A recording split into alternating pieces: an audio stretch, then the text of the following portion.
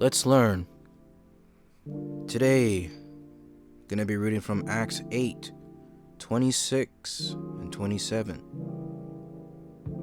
And the angel of the Lord spake unto Philip, saying, Arise, and go toward the south, unto the way that goeth down from Jerusalem unto Gaza, which is desert.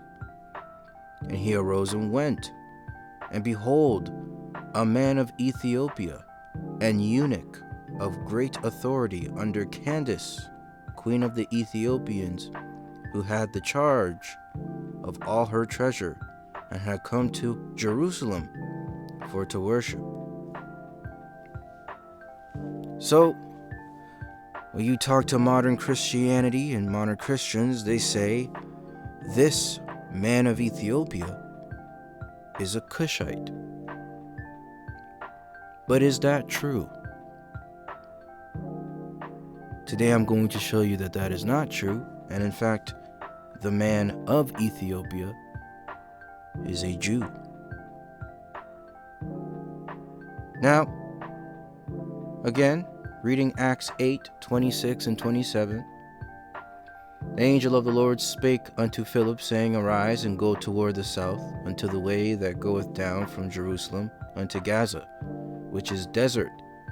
And he arose and went, and behold, a man of Ethiopia, an eunuch of great authority under Candace, queen of the Ethiopians, who had the charge of all her treasure, and had come to Jerusalem for to worship.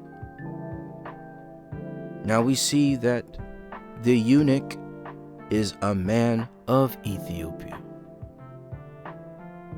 Yeah, let's draw a comparison. Turn to Jeremiah 38, 7 and 8. And it reads, Now when Ebed-Melech, the Ethiopian, not a man of Ethiopia, like in Acts 8:27, but Ebed-Melech, the Ethiopian, one of the eunuchs which was in the king's house, heard that they had put Jeremiah in the dungeon. The king then, sitting in the gate of Benjamin, Ebed-Melech went forth out of the king's house, and spake to the king, saying. So there's two differences. Jeremiah 38:7 says that Ebed-Melech is an Ethiopian. But in Acts 8, this eunuch is a man of Ethiopia. There's a difference. A man of Ethiopia just means you live there. But Ebed-Melech is an Ethiopian because that's his blood.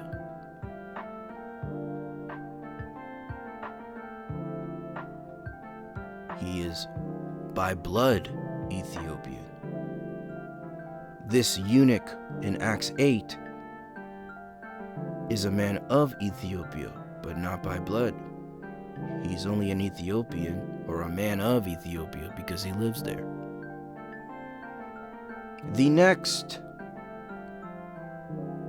part to debunk, or to break down, I should say, is that this eunuch in Acts 8, 26 and 27 came to Jerusalem to worship. Now, why is he come to Jerusalem to worship? Well, Exodus 23, 14 to 17 says, 3 times thou shalt keep a feast unto me in the year. Thou shalt keep the feast of unleavened bread. Thou shalt eat unleavened bread 7 days, as I commanded thee, in the time appointed of the month Abib. For in it thou camest out from Egypt, and none shall appear before me empty.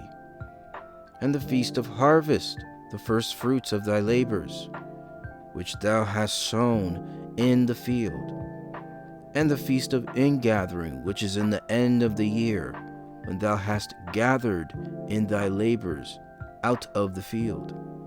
3 times in the year all thy males shall appear before the Lord God.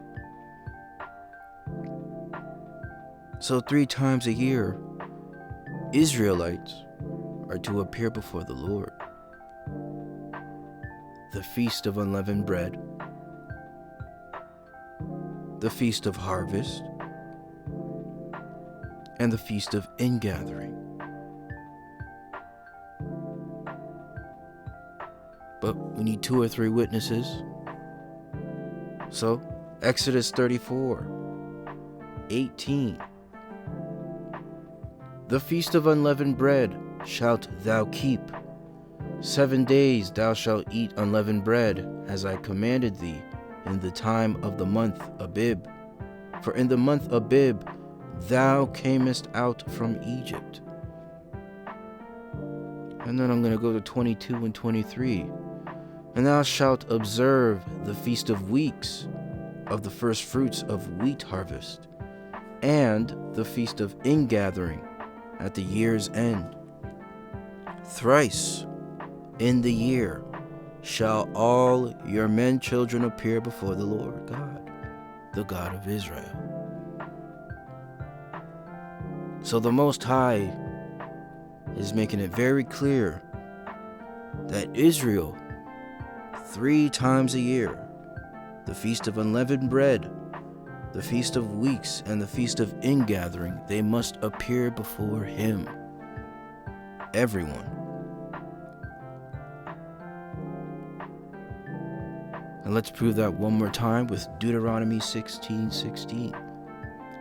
3 times in a year shall all thy males appear before the Lord thy God, in the place which He shall choose, in the Feast of Unleavened Bread, and in the Feast of Weeks, and in the Feast of Tabernacles, and they shall not appear before the Lord empty. So, 3 times a year, all males must appear before the Lord, their God, in the place which He chooses. Feast of Unleavened Bread, Feast of Weeks, Feast of Tabernacles. But let's not get away from the fact that it says where the Lord chooses is where they must appear. So where did He choose? Or what place did He choose? 2 Chronicles 6 verse 6. But I have chosen Jerusalem, that my name might be there, and have chosen David to be over my people Israel.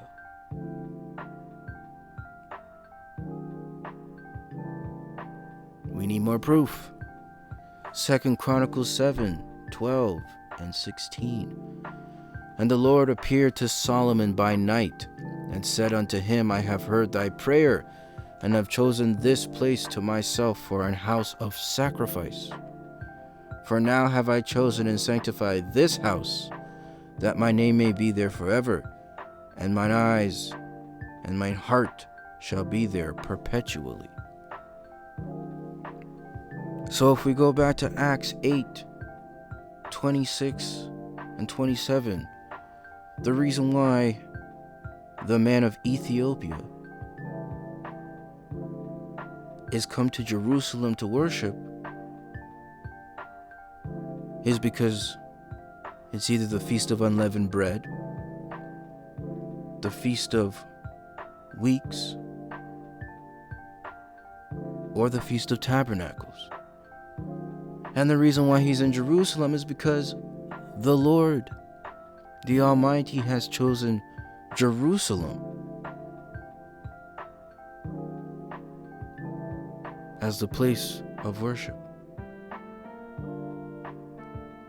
Deuteronomy 16:16 and 2 Chronicles 6 verse 6 and 2 Chronicles 7 verse 12 and 16. But do we see that in the New Testament? Do we see that during Christ's time? And after Christ, yes, we sure do. Luke 22, 7-8. Then came the day of unleavened bread, when the Passover must be killed. Christ keeping the feast of unleavened bread. And he sent Peter and John, saying, Go and prepare us the Passover that we may eat.